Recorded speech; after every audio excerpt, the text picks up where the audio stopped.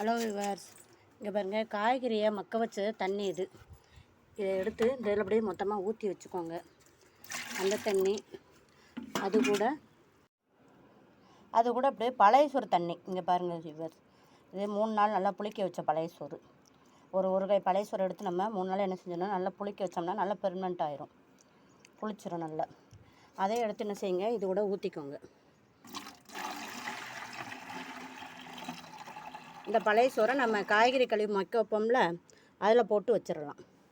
அதில் போட்டு மக்க வச்சிடலாம். இந்த தண்ணி எடுத்து நீங்கள் நல்லா ஒரு 3 லிட்டர் தண்ணிக்கு கொஞ்சம் தண்ணி எடுத்து இதெல்லாம் ஒன்றா கலக்கிக்கிட்டு இதை ஊற்றிக்கோங்க.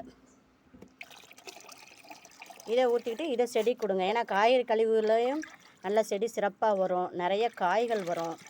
அதுபோக நம்ம இந்த புளிச்ச பழைய சோறு தண்ணி ஊற்றிருக்கோம்ல, அதில் என்ன செய்யும், நல்ல நுண்ணுயிர்கள் பெருகும். அதே நம்ம என்ன செய்யலாம், செடிகளுக்கு கொடுக்கலாம். செடிகள் நல்லா சிறப்பாக வளரும். நிறைய பூவாக இப்போ வைக்க ஆரம்பிச்சிருச்சா, அதனால் அந்த காய்கறி கழிவு உரம் நல்லா நுண்ணுயிர் பெருகுனா தான் சரி, மண் நல்லா தளர்வாக வரும். தளர்வாக வந்துச்சுன்னா சரி, வேர் நல்லா விட்டு காய்கறிலாம் என்ன செஞ்சிடும், நல்லா காய்க்க ஆரம்பிச்சிடும். பூ எல்லாமே காயாக மாறிடும். எவ்வளோ சூப்பராக இருக்குது பாருங்கள். இங்கே பாருங்கள், வெண்டைக்காய் செல்லு வெண்டைக்காய்லாம் நிறையா வந்துருக்குது. வீடியோ பிடிச்சினா லைக் பண்ணுங்கள், சப்ஸ்கிரைப் பண்ணுங்கள். ஜோதி ஃபார்மிங்க நல்லா ரோஸ் கண்லேயும் பாருங்கள், ரோஜாப்பூலாம் நல்லா பூக்க ஆரம்பிச்சிருச்சு. தேங்க்யூ.